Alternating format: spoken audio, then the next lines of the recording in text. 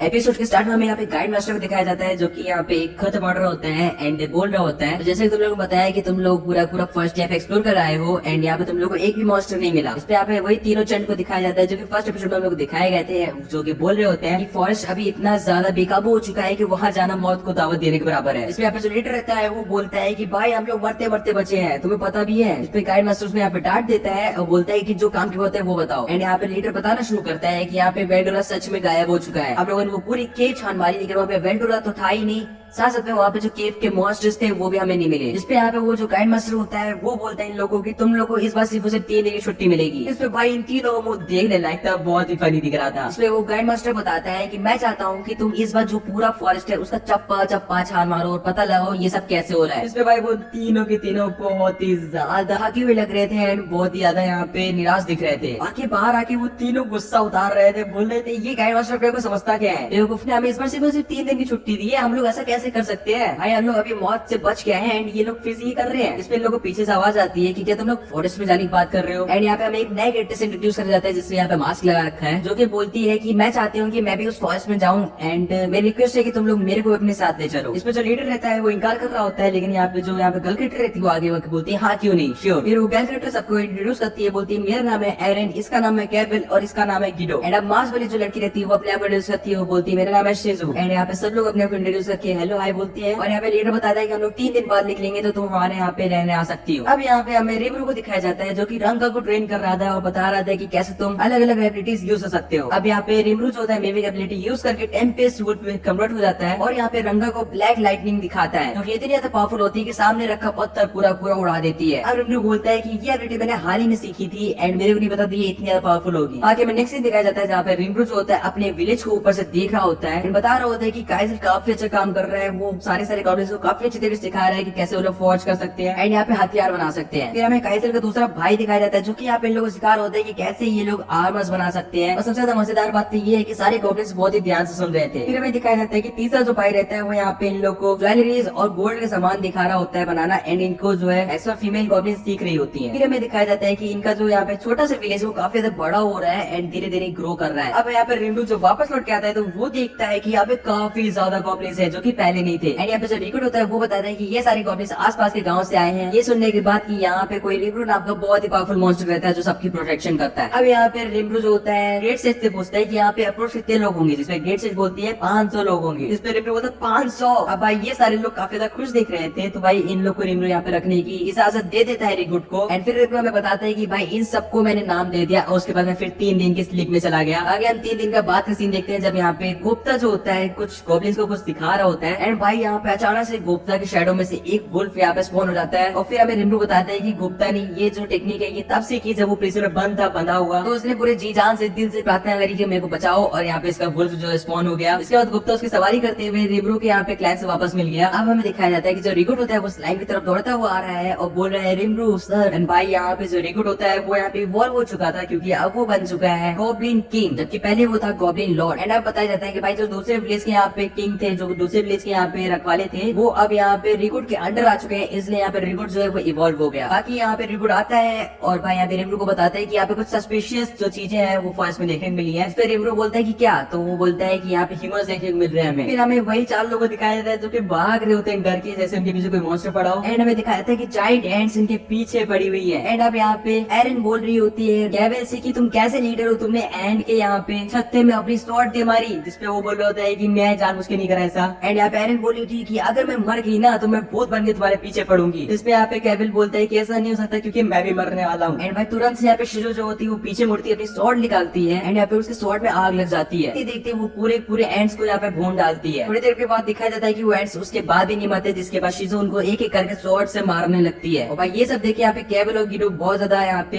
हैरान थे कि ये कैसे हो रहा है। बाकी फिर यहाँ पे लास्ट एंड को शिजो मारने वाली होती है, लेकिन वो पता नहीं कैसे उसको यहाँ पे एक झटका टाइप पे लगता है एंड वो नीचे गिर जाती है। इसके बाद भाई यहाँ पे ब्लैक लाइटनिंग आती है एंड भाई एंड जो थी पूरी भून के राख हो जाती है। फिर हमें दिखाया जाता है कि रिमरू ने इन सबको बचा लिया एंड जो उसके लड़की का मास्क था वो रिमरू के ऊपर आ चुका है। अब भाई इस लाइन को देख के ये लोग बोलते हैं कि ये स्लाइम है एंड ये बोल पा रहा है, जिसपे यहाँ पे रिमरू बोलते हैं कि कोई दिक्कत है कि कोई स्लाइम बोले तो, एंड वो यहाँ पे शिजू का मास्क वापस करते हुए बोलता है कि ये लो तुम्हारा मास्क, तुम्हें कहीं चोट तो नहीं आई। एंड अब हम लोग यहाँ पे शिजू का फेस दिखाया जाता है जो कि वही फेस है जो हम लोगों ने लास्ट की भविष्यवाणी में देखा था, जिससे यहाँ पे स्लाइम डेस्टिनेटेड है, समझ रहे हो तुम लोग। एंड यहाँ पे रिमरू भी यही सोच रहा होता है कि मैंने सोचा नहीं था कि यहाँ पे जिससे मैं डेस्टिनेटेड हूँ उससे मैं इतनी जल्दी मिल जाऊंगा। बाकी अब हमें दिखाया जाता है कि उन चारों बंदों को यहाँ पे मेहमान नवाजी करने के लिए उन लोग को यहाँ पे गॉब्लिन्स के विलेज में बुलाया गया है एंड भाई वो लोग भुक्कड़ों की तरह खाना खा रहे हैं। बाकी रिमरू बोलता है कि ये सब कहीं देखे हुए लग रहे हैं, जिसपे यहाँ पे क्रिएशन बताती है कि ये वही 3 चंड हैं जो तुम्हें केव में मिले थे। अब हमें दिखाया जाता है कि भाई जो शिजू होती है वो बहुत ज्यादा वेल बिहेव्ड फॉर्म कर रही थी जैसे एक जापानीज लोग करते हैं एंड वो भाई बिना मास्क हटाए खाना खा रही थी। फिर यहाँ पे रिमरू जो होता है वो इंट्रोड्यूस करता है रिमरू को उन सबके सामने, वो बताता है कि ये यहाँ का मास्टर है। इसको सुन के उन तीनों का मुंह खुला रह जाता है। वो देख स्लाइम एक गॉब्लिन विलेज का मास्टर कैसे हो सकता है। अब भाई रिमरू बोलता है कि किसी कोई दिक्कत है क्या मेरे को यहाँ से होने से? हाँ। एंड वो लोग बोलते हैं नहीं बस हम थोड़ा सा शौक है। इसके बाद यहाँ पे रिमरू बोलता है शायद से मेरे को इनके साथ थोड़ा फैमिलियर होना पड़ेगा एंड फिर वो एक जोक मारता है इसमें वो बोलता है कि मैं एक मामूली सा स्लाइम हूँ एंड ये सुन के शिजू हंस देती है। बाकी फिर हमें दिखाया जाता है कि यहाँ पे केविल अपना हेड डाउन करके बोलता है कि वो यहाँ पे गॉब्लिन्स की विलेज को यहाँ पे नुकसान नहीं पहुंचाना चाहता था, बस वो अपने गाइड मास्टर के आदेश पे यहाँ पे वो जो फॉरेस्ट है उसको एक्सप्लोर करने आए थे। इसको सुन के रिमरू बोलता है कि कोई दिक्कत नहीं है, मैं तुम्हें वैसे भी नुकसान नहीं पहुंचाने वाला। फिर यहाँ पे केविल बताता है कि वो इन सब का लीडर है एंड वो बताता है कि इसका नाम एरन है, इसका नाम गीतो है एंड ये जो है ये हम लोग की एक टेम्परेरी टीममेट है जो हमारे साथ रहना चाहती थी इस फॉरेस्ट में। बाकी यहाँ पे वो अपना नाम शिजू बताती है एंड यहाँ पे रिमरू बोल रहा होता है कि ये पक्का जापानीज है क्योंकि इसका बैठने का स्टाइल भी बिल्कुल जापानीज कल्चर में है। एंड फिर इन लोग और भी बताते हैं कि यहाँ पे जो केव में से जो वेल्ड रहा था वो गायब हो चुका है एंड भाई सारे मॉन्स्टर्स यहाँ पे बेकाबू हो चुके हैं। इस पे यहाँ पे रिमरू बोलता है ये बात तो बहुत ज्यादा ही सीरियस होती जा रही है एंड यहाँ पे रिमरू बताता है कि तुम सब यहाँ पे एक दिन के लिए रुक सकते हो, अभी ऐश करो, खाना खाओ एंड मजे करो। एंड वो रिक्रूट से बोलता है कि इनका ध्यान रखना। बाकी हमें शाम का टाइम दिखाया जाता है जब यहाँ पे शिजू जो होती है सनसेट देख रही होती है जहाँ पे स्लाइम अपना रिमरू आता है एंड वो पूछने वाला होता है कि तुम जापानीज हो क्या? तभी यहाँ पे शिजू बोलती है कि तुमने जो जोक मारा था वो मुझे पता है, वो एक गेम का है ना, राइट। इसके बाद शिजू जो होती है रिमरू को यहाँ पे उठा लेती है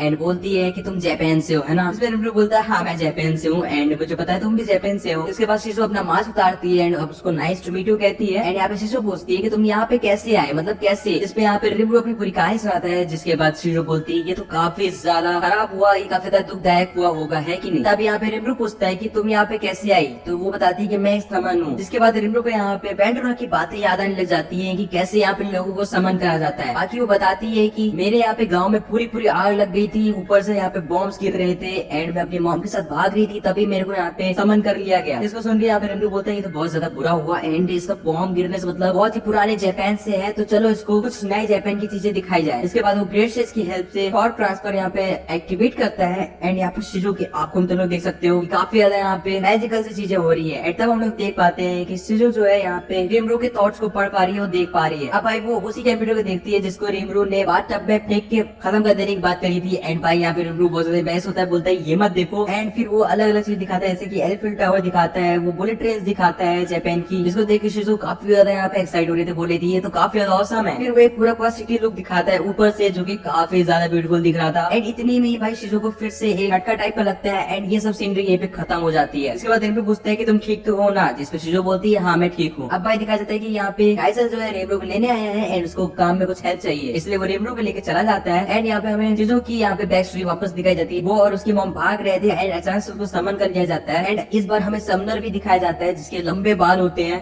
एंड वो कह रहा होता है कि ये भी एक फेल सब्जेक्ट रहा। इसके बाद शिजू बोलती है कि मेरे को बचा लो एंड भाई ये सुनने के बाद वो जो बंदा रहता है वो एक फायर के डीमन को भेजता है और बोलता है कि लो ये शरीर अब से तुम्हारा है। इसके बाद भाई वो फायर डीमन जो होता है शिजू के ऊपर काबू कर लेता है एंड ये भी एपिसोड एंड हो जाता है। गाइस तुम लोग को ये एपिसोड कैसा लगा कमेंट से जरूर से बताना एंड सब्सक्राइब कर लो इस तरह के और नए एपिसोड देखने।